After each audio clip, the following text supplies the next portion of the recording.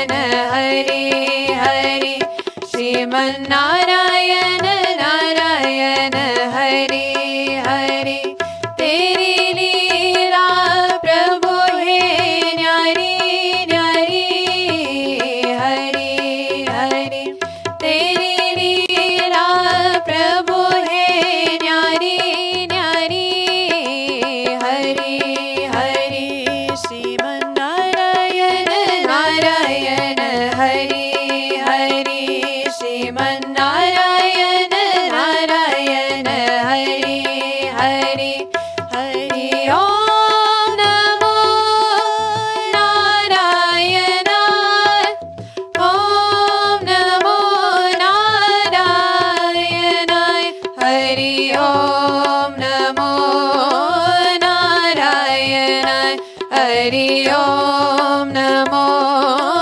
नारायण श्रीमन्नारायण नारायण हरे हरे श्रीमन्नारायण नारायण हरे हरे श्रीमन्नारायण नारायण हरे हरे श्रीमन्नारायण नारायण हरे हरे तेरी लीला प्रभु है न्यारी न्यारी हरे हरे तेरी लीला प्रभु है न्यारी न्यारी हरे हरे श्रीमन्नारायण नारायण हरे हरे श्रीमन्नारायण नारायण हरे हरे हरि ओम नमो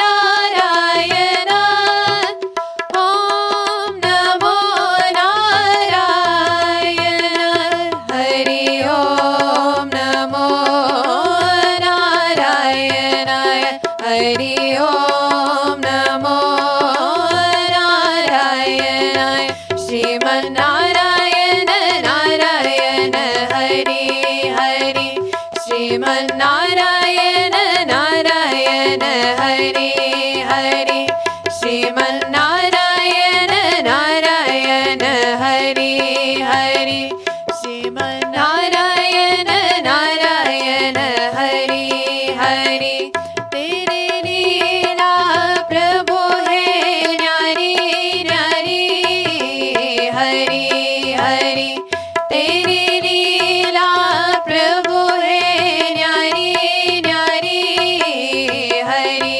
हरे श्रीमन्नारायण नारायण हरे हरे श्रीमन्नारायण नारायण हरे हरे श्रीमन्नारायण नारायण हरे हरे हरि ओम नमो नारायण ओम नमो नारायण हरि ओम नमो नारायण हरि ओम नमो नारायण श्रीमन्नारायण नारायण हरे हरे श्रीमन्नारायण नारायण हरे हरे श्रीमन्नारायण नारायण हरे हरे तेरी लीला प्रभु है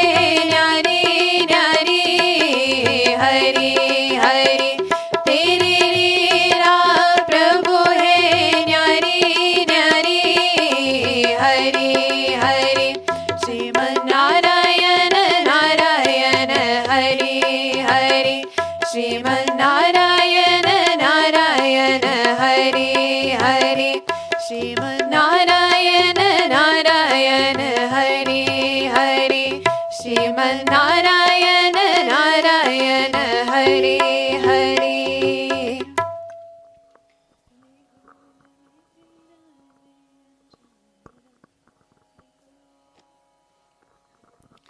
निकुंज में विराजे घनश्याम राधे राधे निकुंज में विराजे घनश्याम राधे राधे कुंज में विराजे घनश्याम राधे राधे निकुंज में विराजे घनश्याम राधे राधे श्याम राधे राधे घनश्याम राधे राधे श्याम राधे राधे घनश्याम राधे राधे श्याम राधे राधे घनश्याम राधे राधे श्याम राधे राधे घनश्याम राधे राधे राधे राधे श्याम मिला दे राधे राधे श्याम मिला दे राधे राधे श्याम मिला दे राधे राधे श्याम मिला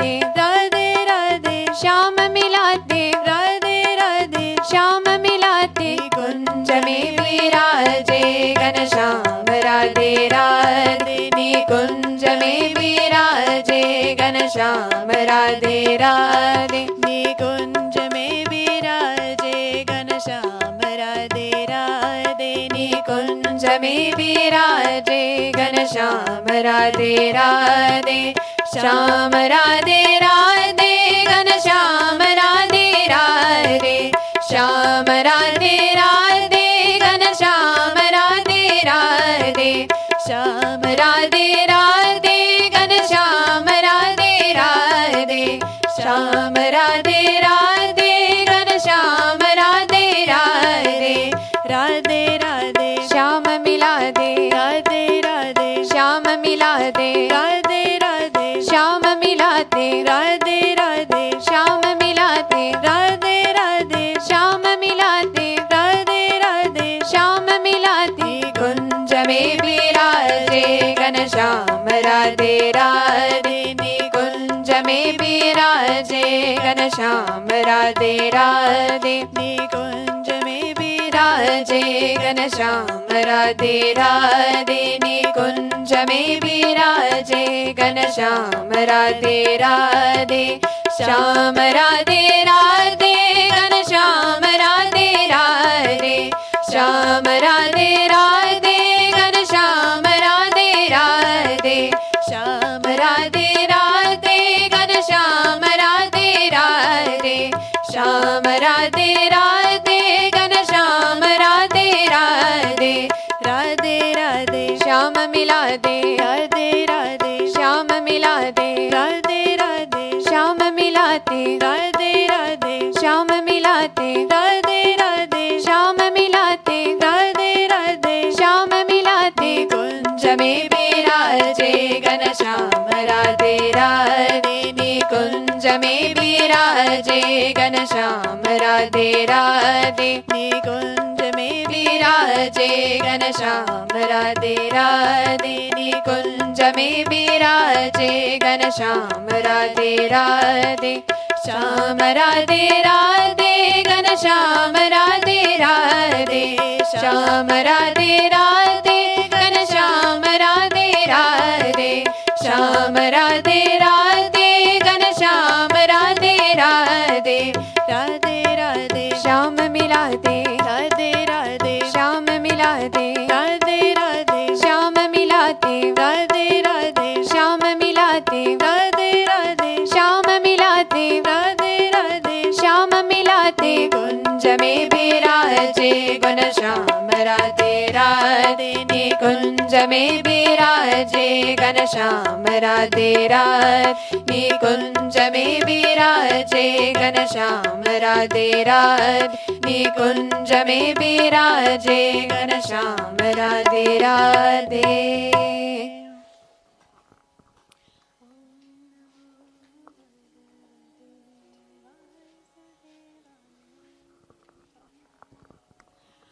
ॐ नमो भगवते वासुदेवाय ॐ नमो भगवते वासुदेवाय ॐ नमो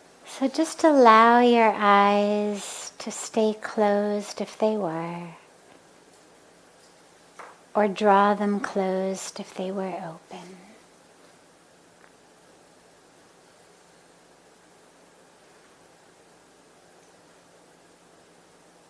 Feel the awareness draw inward.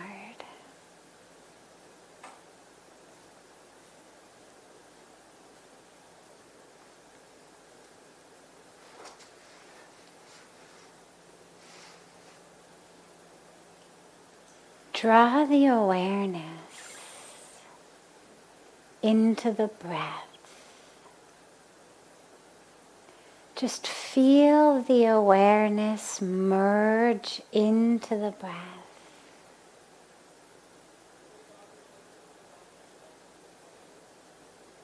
Don't try to change it,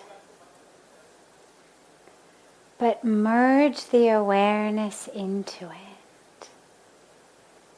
And you'll notice as you do that, that automatically it becomes deeper, becomes longer.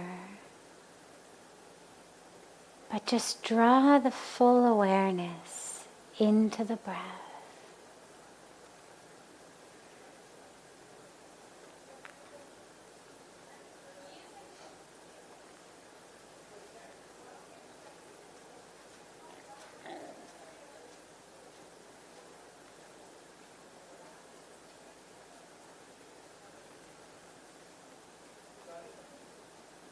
Become aware of the breath as it flows through the entire being.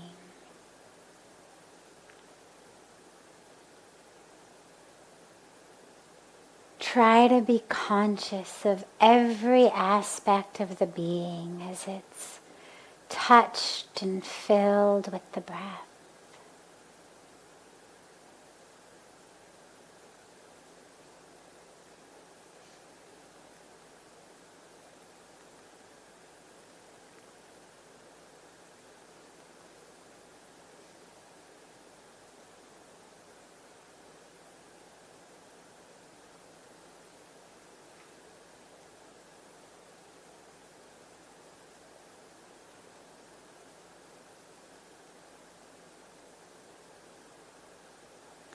Maintaining the awareness of the breath as it flows through the being.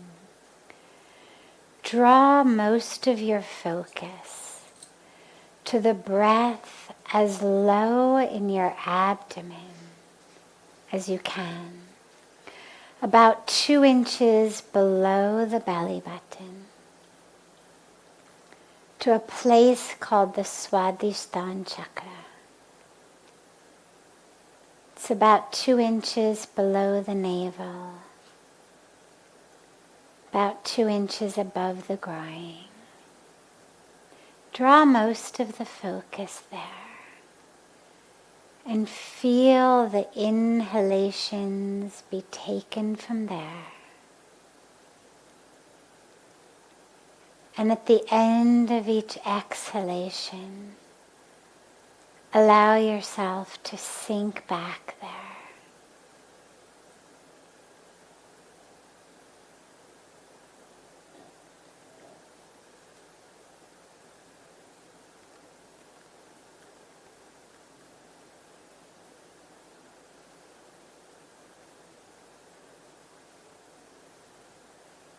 On the next inhalation,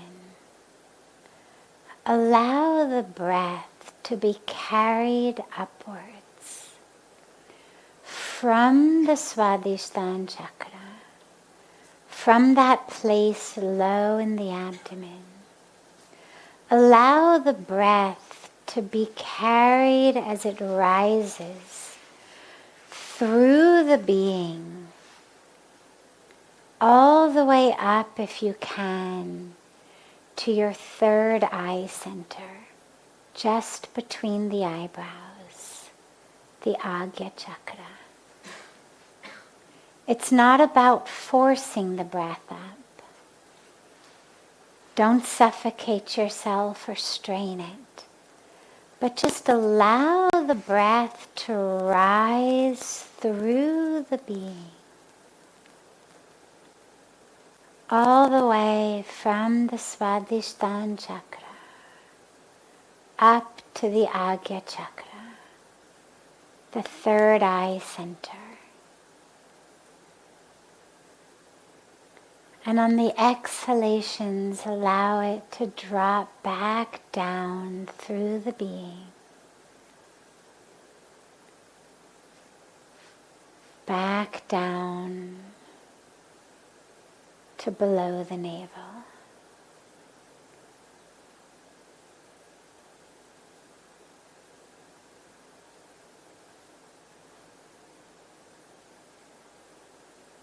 Allow that breath to rise higher and higher on each inhalation.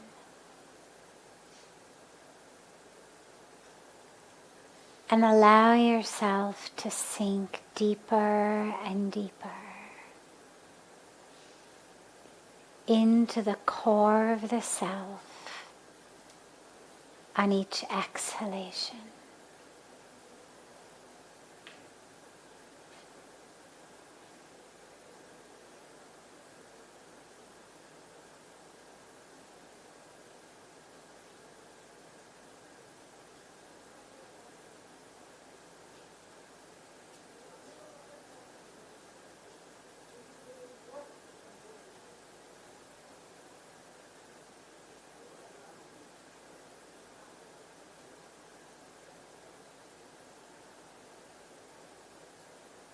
If the mind wanders, don't worry. Don't fight it. Just bring it back gently to the breath.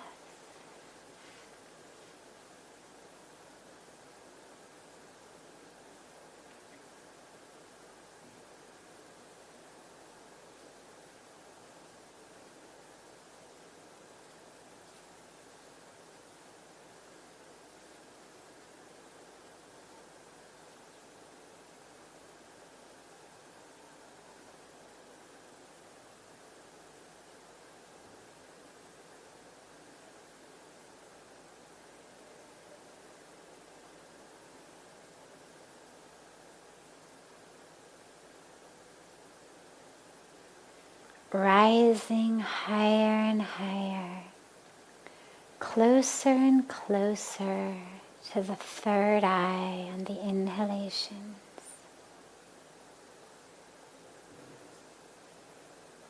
And sinking deeper and deeper into the core of the self on your exhalations.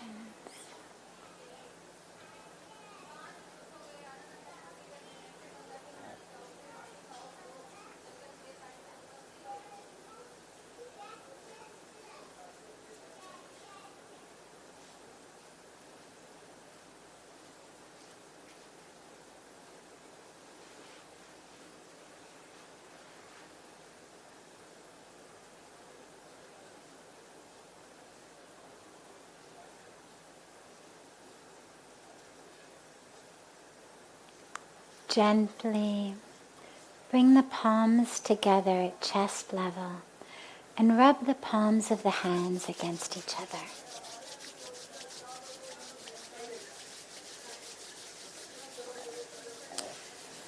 Press the palms of your hands into your closed eyes.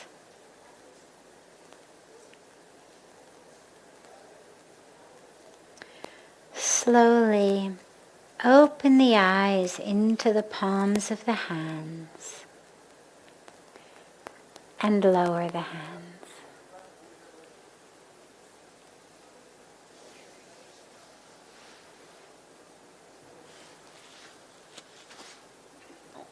Welcome to satsang.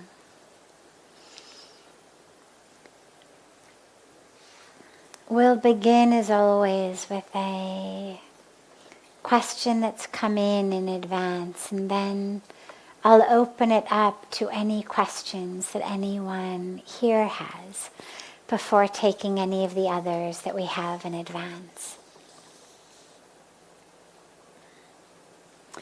There are things that I want to do and need to do, but there is resistance to these important things, and instead I spend time on other, more frivolous things. How do I resolve this? It's a dilemma that I think is unique to the human condition. I can't guarantee it. I don't have any vivid recollection of a memory in a past life as anything other than a human. But my instinct is that this dilemma is unique to the human condition. I don't think that animals or anything in nature wastes its time doing what it's not supposed to do. And so, for example, I would be surprised if you ever found chipmunks in the wintertime who found themselves without any nuts stored for the winter because they had spent the summer just, playing around and totally forgot that winter was coming and didn't notice the cool breezes starting and forgot that as a chipmunk their duty was to collect nuts and store them for the winter. But there's something about the human condition and this drama. We speak about it as a leela. In Sanskrit, the word is leela, for the divine drama, in which here we are created by God, of God, as divinity, but then we are sent into a situation where we're going to forget that we are divinity. We're going to think that we are this body. We're going to think that the entire existence is all about the 60 or 70 or 80 or 90 years you get. And then some of us are going to be blessed enough to have something happen in our life, whether it's just the appearance of grace, whether it's a guru, whether it's parents who happen to be really awake and so raised us that way, whether it was an illness, an injury, something that happened that made us realize, oh my God, near-death experience, whatever it may be, but something happens that makes us suddenly say, wait, it's not actually all about what I look like. It's not actually all about how people are treating me. It's not actually all about the model of car I drive or how many people are following me on Facebook or what restaurants I get to eat in or what resorts I get to vacation at, what brand of mobile I have or brand of jeans I wear. But the leela is that we're going to forget that. And so in this leela in which we are God, but we've been created in form with a tendency toward ignorance. It's not always the case, but there's a very large general tendency in the human condition toward the ignorance. And then we have to come back and wake up. And this is important because when you find yourself making commitments to doing things that you need to do, whether it's as logistically needing as collecting your metaphoric nuts for winter, like saving up some of the money that you're making so that down the line, if you need it, you have some. The pure basic, just kind of logistics, nuts and bolts of life. If you're in that householder, have a job phase of life, ashram of life. Or whether it's the things that you want and need on a deeper level. Spiritual experience, wisdom, divine connection.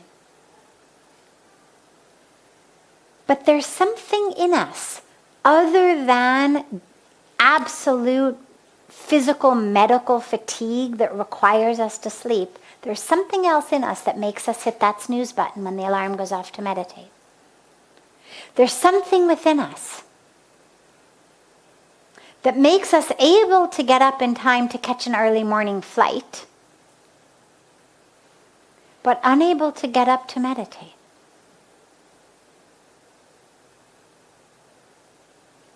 Something that enables us to put time and energy into something we want to achieve at work. Oh, there's going to be a board meeting the next day. You've got to be prepared. Do your presentation. We'll stay up all night reading what we need to read, being prepared for that meeting.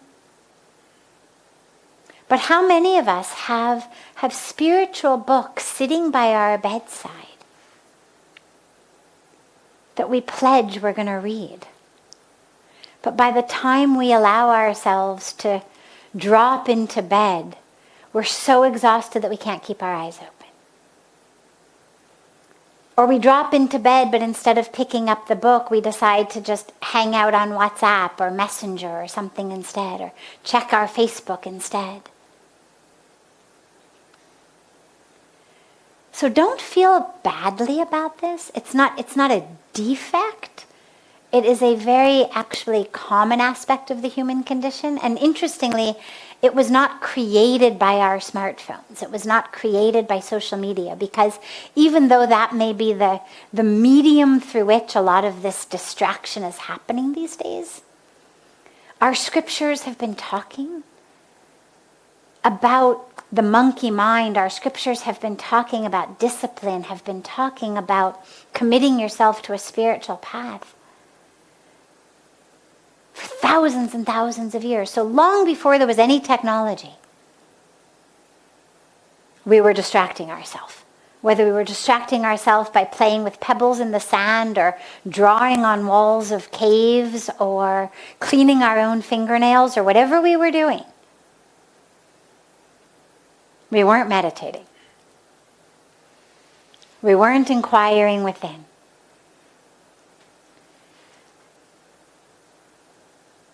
And so it's important to know that so that we don't feel badly, but it's also important to know that so that we don't simply decide, well, when it's right, it will happen. A lot of us have this aspect of life of, okay, well, when God wants me to start doing these things, when I become free, when I have more time, then I will engage in spiritual pursuits. As though somehow the universe is just going to, part the Red Sea so that you can have time to meditate. It's not going to. We've got to make choices that say, this is important. This is important because actually, this is the point. This is what I'm here for. To wake up, to know who I am, to use my life in service. I can't tell you how many people, I've been here now 23 years, and how many people I've heard say to Puja Swamiji, people from all over the world say to Puja Swamiji, oh my God, I wish I could come back to Rishikesh and be there and do seva there. All I want to do is do seva. Okay, so when the kids go off to college, then I'm going to come and do seva. And then it's like, oh, well, we'll have to get them married. Okay, so when the kids are married, then I'm going to come and do seva. then, oh, well, this happened. Okay, have to take care of this, have to take care of that.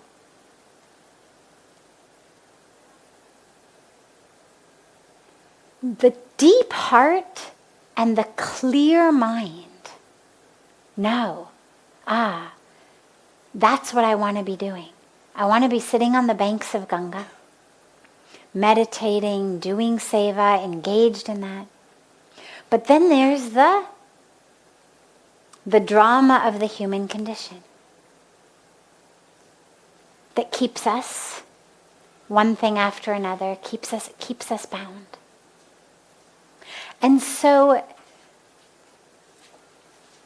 as you find yourself doing things other than that which you know you need to do, this is where you've got to exert discipline. This is where things literally, as simplistic as timetables and alarm clocks and reminders, are very important. You think, well, God, it's spirituality. Like I shouldn't need, an alarm on my phone to remind me. Or I shouldn't need this to remind me, or I shouldn't have to discipline myself so much. Yeah, you do. Not for very long. But until you overcome that initial lethargy of spirit, until you overcome that initial attachment to the ego that says, actually checking the news is much more important than meditating. Actually doing that is more important than meditating. Doing that is more important than seva. Takes us a while to overcome it. And so here's why it's important. A, it's important for your spiritual growth. But B, it's important because there's a very interesting interaction between our thoughts and our actions. So we know that thoughtless action gets us in trouble. If I act without thinking, I get in trouble. We know this. We've all, during the course of our lives, done things without thinking, and you regret it later. But actionless thoughts also get us into trouble. If I have a thought that says, I'm going to get up every morning and meditate. I have a thought that says, I'm going to be serious about my spiritual path. I have a thought that says, I'm going to do seva. I'm going to engage in this practice. And I don't do it. What ends up happening, aside from the fact that I'm not meditating, is that actually my self-identity becomes someone who doesn't do what they say. I know I'm making a decision to do it, and I know that I'm not doing it because it's all happening in me. So it's my same mind that's saying I'm going to get up to meditate, and it's my same mind saying, not today, hitting the snooze button or reading the news instead. And what ends up happening is my whole self-identity becomes, oh yeah, I'm really lazy. Oh yeah, I don't follow through on things. Oh yeah, I don't have any discipline. Oh yeah, I never do things that I commit to doing. And that actually becomes even more harmful than if you had never made a decision to meditate. If you're not going to do it, no problem. But at least then stop committing to doing it. Tell yourself, okay, I'm never going to meditate. I'm going to sleep till 9 o'clock in the morning every day of the rest of my life. You're actually better off doing that than making a commitment that you're going to get up to meditate and hitting that snooze button every day. Because in the second case, your whole self-identity is now becoming someone who doesn't do what they say. And that's going to then leak into every other area of your life. Wherever else you make a commitment, there's going to be a voice in your head that says, yeah, well, you don't follow your commitments anyway. Yeah, well, you don't have discipline anyway. Yeah, well, you never achieve what you say you're going to do anyway.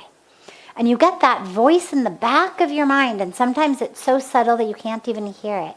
That's that voice going, yeah, we're used to hearing you say things.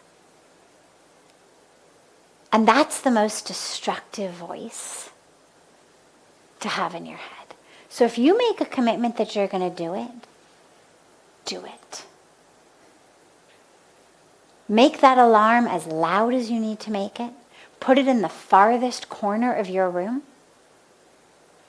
Create a situation where you are not going to have food all day if you don't get up. When I first came here, the morning prayers that take place here in the ashram at 5, they were compulsory for the first several decades of the ashram's existence. And when I first came here, they were still compulsory. And if you didn't go, you didn't get food that day. And during the morning prayers, the chowkidar of the ashram would literally go around room to room to room and knock on the doors of the ashram, every door of every room. And by the end of the prayer, there would be a list, and the list would come into the hands of whichever saint was giving the morning discourse. And at the end of the discourse, he would read a list that said, the following people are observing upvas today. Following people are fasting today. The euphemistic way of saying they're not going to be fed. To the point where there's a great story in ashram history of the former president of India came to the ashram, stayed overnight, didn't know he was supposed to get up for morning prayers, didn't go, but the president of the ashram, not Puja Swamiji, but this is going back to the 1950s or 60s, the president of the ashram, A, felt so badly, obviously we can't not give the president of India food, but B, the rule was so strict that he observed fast on behalf of the president of India. So he fasted for him that day. So that's how strict the rules were, that even your president of India, all right, the only way you get off is somebody fasts on your behalf. And I share this because that sort of discipline, you think, well, God, people who have come all the way to stay in an ashram, clearly they've got the discipline, the commitment, they're going to get up. Well, even here, they had to make people not get food. So create whatever situation you need to create for yourself to make yourself do what you know you need to do every day. If it's meditation, if it's your yoga asanas, if it's going to the gym, your prayers, your service, if it's not every day, if it's every week, whenever it is. But create a situation in which if you don't do those things, there's some disciplinary action. And it won't take, you won't have to do that forever. You know, it's like with kids. Every parent knows for the first few years of life, kids don't brush their teeth until you remind them. And then you remind them again. And then you make them get out of bed and go do it, because even though they told you they brushed their teeth, you can smell that they didn't. And you pull back the covers and you say, now go brush your teeth.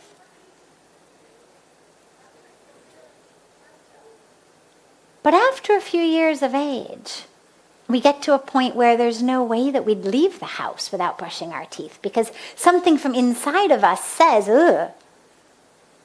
I'm like, imagine walking out of your house without brushing your teeth, right? Everybody's face kind of goes like this. So after a while, you get into a situation where walking out of the house without doing your practice, whatever aspect of meditation, or japa, pranayama, that it includes, prayer, that it includes, whatever your practice is, something doesn't feel quite right inside you. But you've got to use the discipline in the beginning, the same way that parents have to use it to get kids to brush their teeth.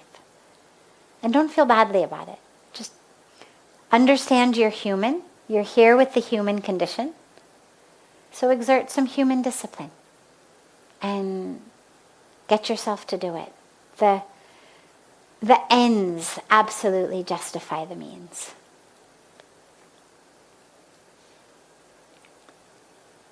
So before I take any of the other questions that came in advance, if there are any questions here, I'm happy to take them.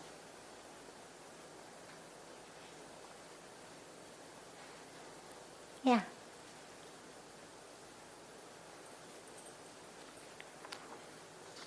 Okay, so you'll get another chance in just a moment. I'll take one of the others that have come in advance first. Do you believe in absolute certainty? Sure. We're all going to die. It's certain. I know that because, from a spiritual standpoint, scriptures of the world tell us everything that is born has to die, matter is temporary. I know it from a scientific standpoint. I also know it from an experiential standpoint, as in, I've never heard of anyone ever living forever. So yes, absolute certainty. We will all die.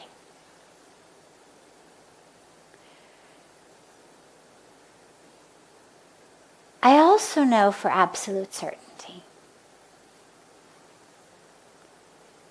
the existence of God. And I know that because I've experienced it.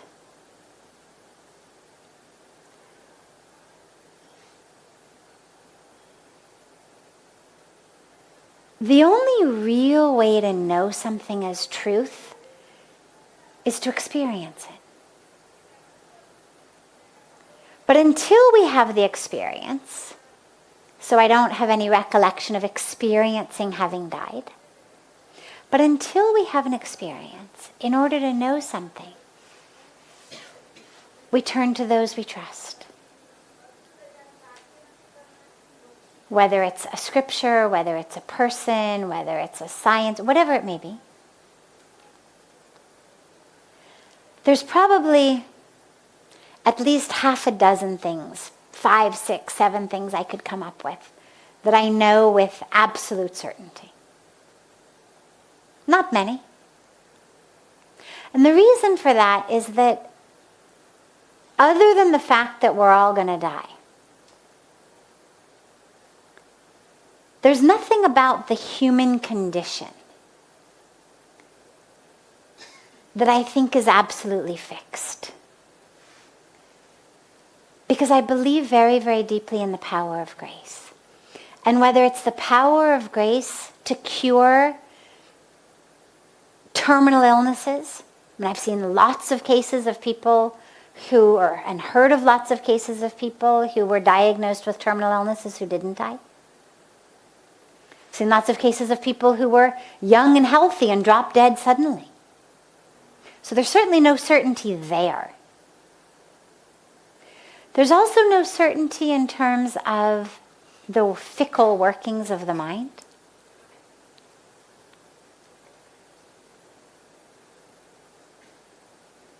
That which is certain is that this body will die, and that the soul within it, the truth of it, won't. And that I know personally, not because I have any specific memory of that, but because of the experience of knowing that the soul is God. And yes, of course, because of faith in scriptures like the Bhagavad Gita that tell us that. But also from an experience of a connection.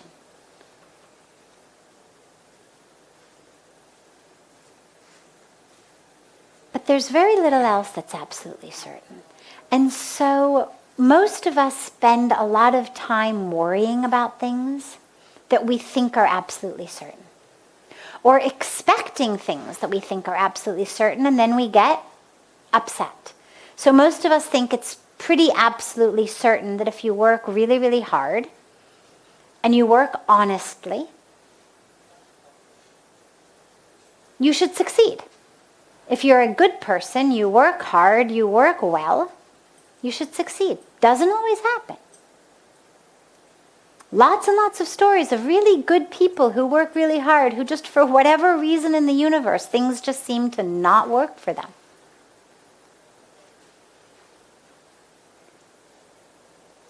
The opposite is true.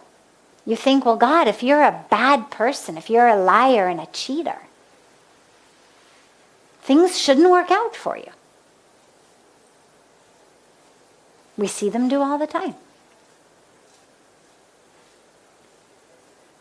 We think if you love someone and you give them your love with loyalty, with caring, with devotion, that they should love you back. That they shouldn't harm you. That they should also be loyal back. See, lots of cases that doesn't happen.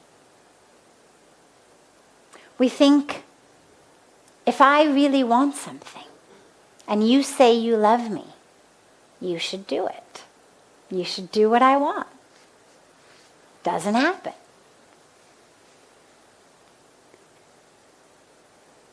That attachment to certainty in our life is what leads to frustration.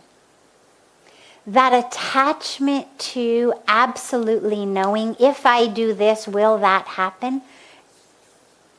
We have no way of knowing. You think if I plant an apple seed, I'm going to get an apple tree. Maybe. That's certainly the only type of tree you're going to get. If you plant an apple seed, you're not going to get a peach tree. But planting an apple seed does not guarantee you're going to get an apple tree. You could plant that apple seed, but you could plant it in the wrong place at the wrong time of year, in a climate that doesn't support apple trees. You could plant it in a climate that does support apple trees, but a horrible year of drought.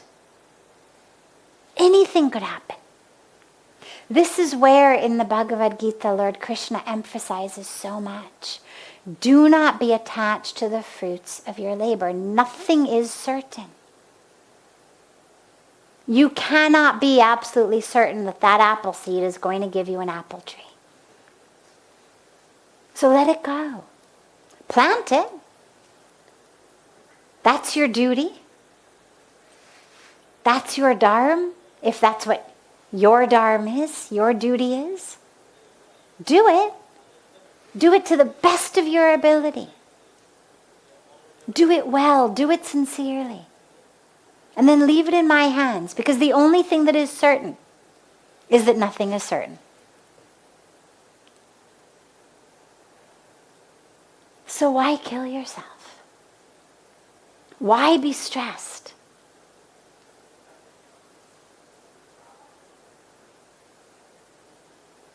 Why have these expectations? Nothing is certain. Do your best. And then leave the rest in my hands. And it's not an easy thing to live by. If you really allow yourself to drop deeply in to that place inside of not knowing. I mean, we don't know anything. We don't even know that this roof isn't going to fall on us. You have no way of knowing that your heart is going to even beat in the next minute. We have no way of knowing anything. And when you drop into that, it's scary. If it's not scary, you haven't dropped deep enough. But if you can sit there for a moment, if you can sit in the place of fear, of, oh my God, then what? I mean, if I literally can't know anything, if you can sit there for a moment, what you find is you actually drop into a place that's deeper than fear, which is a place of knowing. Because it's that place of touching that which is certain, which is the soul, which is divinity, which is truth, which is love, which is that no beginning, no end core of who we are.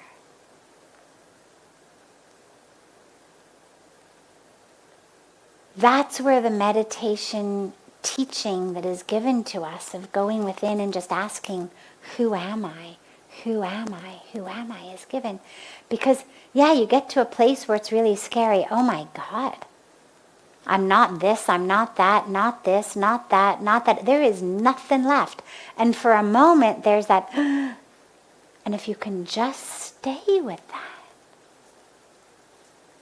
you shift from an experience of I'm nothing and the fear of that to an experience of I'm everything. You shift from a place of void to a place of expansiveness. The place is the same, but your way of seeing it shifts.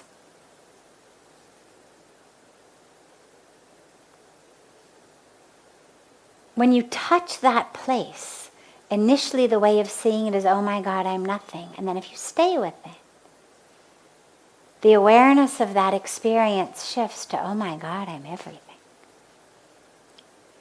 And that's what's certain.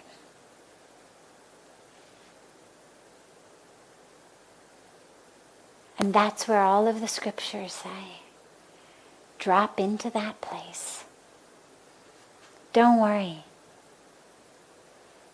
Don't worry about what's fruiting and flowering of the seeds that you're planting here. You are not responsible for the fruiting and the flowering of them. You are responsible for planting them well. You are responsible for watering them well. You are responsible for taking care of them sincerely. But you're not the one who can actually make a seed sprout. I mean, really, can any of us do that? We can't even digest the food in our own stomachs. I mean, if there weren't a system in place that knew what to do, you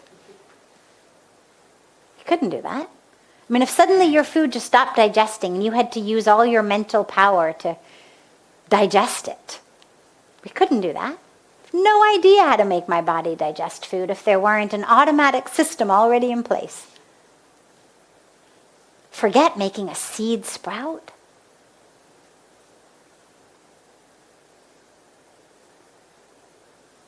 That's where Lord Krishna says, don't worry, I got all that under control. That's not your job. You plant the seeds. You do your duty. You fulfill your dharma. Leave the rest to me. That's certain.